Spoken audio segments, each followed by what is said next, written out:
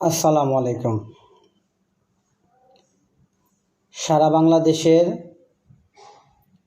সকল কর্মচারী, দৈনিক মজুরি, আউটসোর্সিং এবং প্রকল্পের সকল ভাই ও বোনদেরকে জানাই মাহে রমজানের শুভেচ্ছা। প্রিয় সহযোদ্ধা ও সহযোগী ভাই ও বোনেরা, আপনারা দীর্ঘদিন ধরে আপনারা সবাই মিলে ঠিকাদারের বিরুদ্ধে আমরা লড়াই সংগ্রাম করে যাচ্ছি। অনেক দিন লড়াই সংগ্রামের পরে আমরা আমাদের যে চাকরির নিশ্চয়তা অর্থাৎ ঠিকাদারি প্রথা বাতিল করার জন্য আমরা প্রচুর লড়াই সংগ্রাম করেছি। এই লড়াই সংগ্রামে অনেকে আহত হয়েছেন, অনেক মৃত্যুর সাথে পাঞ্জা লড়েছেন। বিনিময়ে আমরা কি পেয়েছি? বিনিময়ে আমরা পেয়েছি যে কারো আর চাকরি যাবে না। ঠিকাদার পরিবর্তন হলেও আউটসোর্সিং কর্মচারীরা পরিবর্তন হবে না। এই চিঠিটা অনলাইনে ছিল না। অনলাইনে না থাকার কারণে এই জিনিসগুলো অনেক প্রতিষ্ঠান মানে নাই।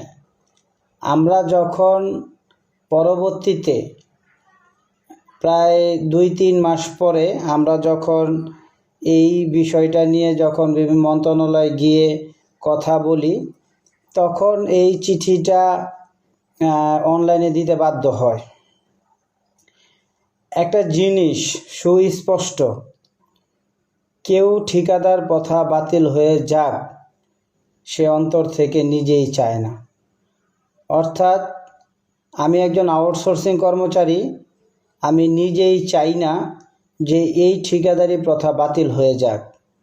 এই ঠিকাদারি প্রথা বাতিল হয়ে গেলে এই যে রাজনীতি খেলা, অর্থাৎ পদ পদবীর খেলা, কেরিয়ার খেলা, যে নেতাগিরির খেলা, এগুলো তো সব বন্ধ হয়ে যাবে। এই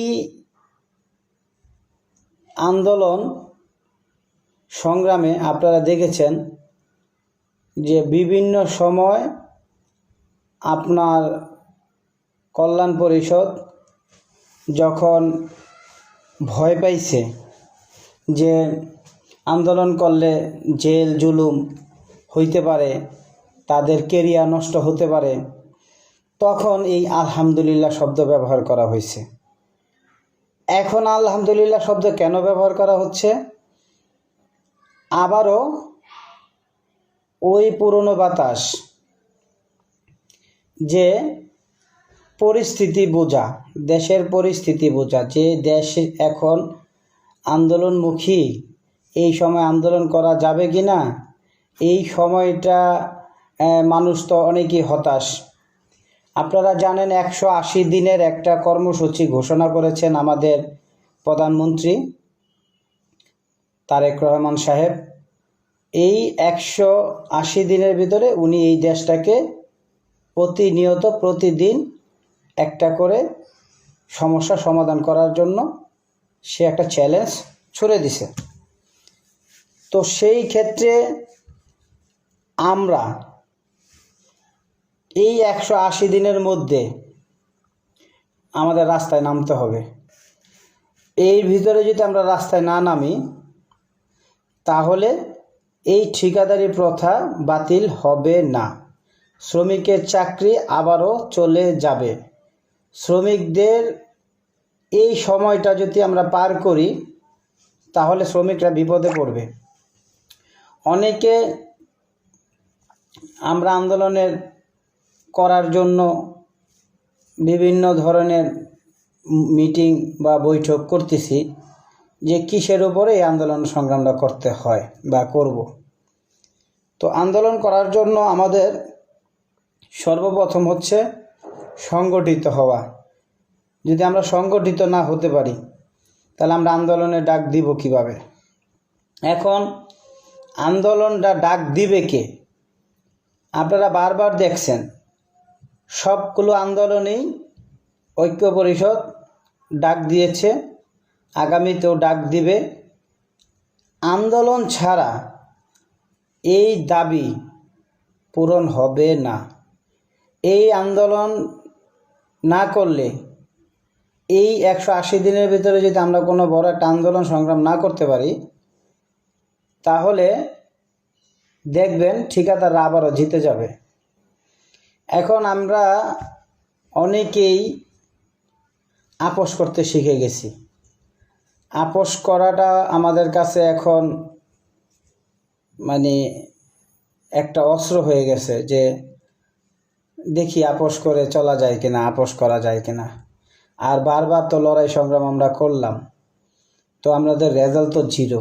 তখন তো একটা কথাই বলতো যে তার করার কিছু নাই। তাহলে এখন তো একটা নির্বাচিত সরকার এই দেশে এসেছে, তার কাছে আমাদের দাবিগুলো তুলে ধরতে হবে এবং তার কাছে আমাদের এই বার্তা, আমাদের এই চাওয়া, এই জিনিসগুলো তার কাছে উপস্থাপন করতে হবে সংসদের মাধ্যমে। এবং সংসদে আমাদের এই আউটসোর্সিংয়ের বিষয়ে যদি আলাপ আলোচনা ওঠে, তাহলে আশা করি আমাদের ভাগ্য পরিবর্তন হবে। কিন্তু আন্দোলন ছাড়া ভাগ্য কিন্তু পরিবর্তন হবে না। আন্দোলনের কিন্তু বিকল্প কিছু নাই। আপনারা কল্যাণ পরিষদ, ঐক্য পরিষদে ডিভাইডেড করছেন, ভালো কথা, কিন্তু রাস্তায় নামতে হবে। এখন তো আর ভয় নাই। তাহলে কল্যাণ পরিষদকেই আন্দোলনে ডাক দেওয়ার জন্য বলবো এবং ঐক্য পরিষদে আমরাও আন্দোলনে ডাক দিব। আসুন আবার একত্রিত হয়েই লড়াই সংগ্রামটা করি। কারণ লড়াই সংগ্রামটা করার জন্য আমাদের কিন্তু এবার শক্তি নিয়েই মাঠে নামতে হবে। শক্তি ছাড়া রাস্তায় নামা যাবে না। তো সবাই ভালো থাকবেন। রোজার মাস, সবাই রোজা রাখবেন। শ্রমিক সবসময় রক্ত দিয়েই তাদের সব কিছু অর্জন করেছে, আর আমরা ধীরে ধীরে অর্জন করব।